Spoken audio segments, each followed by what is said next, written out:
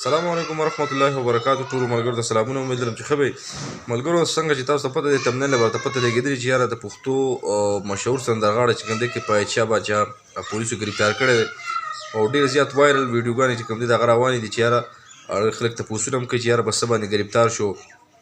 نو په دې سیټ چې تاسو دا کوم پټو وینئ یقینا چې بالکل د پولیس شاته ولاړ دی. نو پته نشته چې دا تاڼه د کار څخه دا یو پټو چې کوم دی ډېر زیات وایرل شوی و.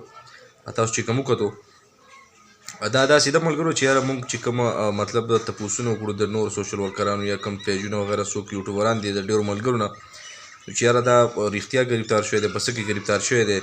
نو لا د اصل دغه پته لا نشته چې یاره دی پولیسو سره هسې ولاړ دی که ګرفتار شوی دی.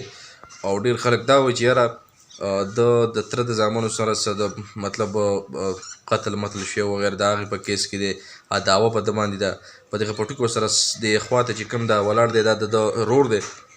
نو اوس لا ټیک پته نه لګي چې یاره دا مطلب دوی دي یا دوی هسې تللي دي خو دومره پورې ویلی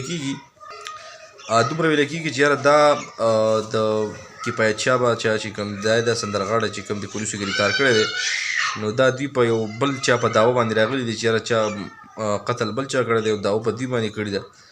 نو اوس په دې باندې صرف الله علم دی چې یاره دا قتلونه ده کړي دي خو بهرحال پولیسو چې کوم دی ګرفتار کړی دی د شک په بنا باندې.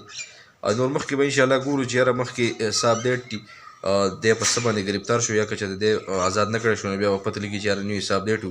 خو بهرحال اوس چې پیله هله کوم دی زما خیال په ګرفتارۍ کې دی یعنې په حوالات کې دی په تاڼه کې دی او بیا به د هغې نه پس پته لګي انویسټیګیشن به په غیر پولیس کوي چې یاره دا قتل چا کړی یا نه دی.